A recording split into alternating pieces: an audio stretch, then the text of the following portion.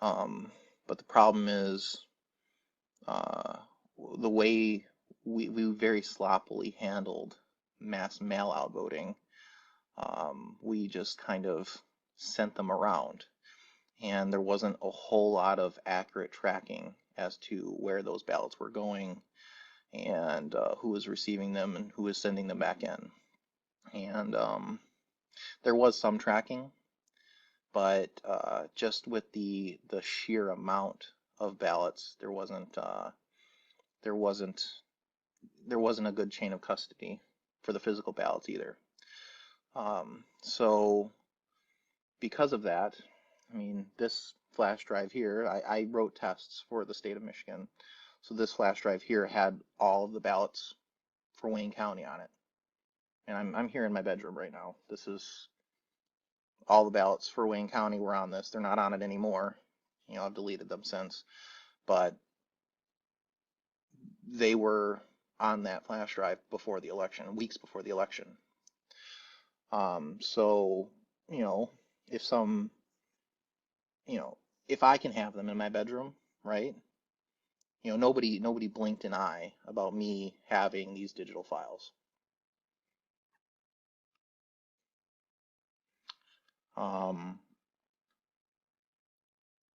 So who else had them, right?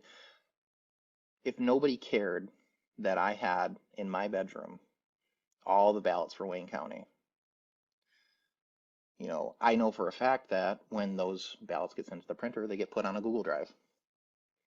You know, everybody thinks, you know, Google and Dropbox and Amazon are secure platforms, but in reality, any high-level person at those companies has backdoor clearance to those drives. So, you know, all it takes is a scan of those drives and somebody at Google can have all the ballots for Wayne County. I mean, there just is no chain of custody. And I'm not here saying that laws were broken. I'm not here saying that election source is nefarious. I'm not here saying that Dominion is even nefarious. But what I am saying is there is no chain of custody for digital ballots. So if some outside actor wanted to come in with a nefarious goal of printing, you know, 100,000 ballots before election night, it's certainly possible. All they would have needed was this. I had it in my bedroom. That's all they would have needed. And you can go to any printer, you know, probably not a commercial one because they'd probably, you know, be like, you know, why are you printing official ballots with us? You know, who are you? But if you had your own printer, I could print it on an inkjet printer at home. You know, I could have taken one of these ballots from this flash drive and I could have printed 10,000 of them and on a laser printer at my office. And if I had, you know, printed them, they're 8.5 by 11, so it's very common. I could print them as long as I print them on cardstock. You know, there's a ballot stock thickness paper that you need. But you know, that's about it. That's about the only, you know, and I'm pretty sure that a machine would read regular weighted paper. You know, don't quote me on that, but I'm pretty sure that they would. They'd probably read cardstock paper too, but there's a specific ballot stock thickness, and I don't know if it's just regular cardstock or not, or if there is actually a specific ballot stock thickness. But yeah, the machine is agnostic as long as those timing marks, which are on the PDF, are correct. You know, a ballot that's printed by the official printer versus a ballot that's printed at home by a person that has, you know, the ballots ahead of time, because we need the ballots ahead of time because we need to write tests. You know, it's just something that we need to do. You know, and I'm not a nefarious actor. I didn't pass these ballots off to anybody. And I'm sure nobody at Election Source did. And I'm sure nobody at Dominion did. But, you know, who's to say somebody at the county knew about them? Or, you know, maybe not necessarily somebody at the county office, but somebody knew, you know, somebody knew that that these ballots were being stored somewhere and they took them. Or somebody at Google took them off of the Google Drive. I mean, there's plenty of avenues to get these ballots in digital form and print them off. So if there was election fraud, and I'm not saying that there was, but if there was, that's probably where it would have been done. And because of our irresponsible mail-in voting system, where we just mass mailed it out, there's plenty of cover for 100,000 ballots coming in at midnight. You know, who's going to say? Who's going to say, oh, you know, it's 100,000 ballots. They all came in for Joe Biden. It doesn't matter because there's no chain of custody. Nobody knows what to expect. You know, with any other election, if 100,000 ballots came in at midnight,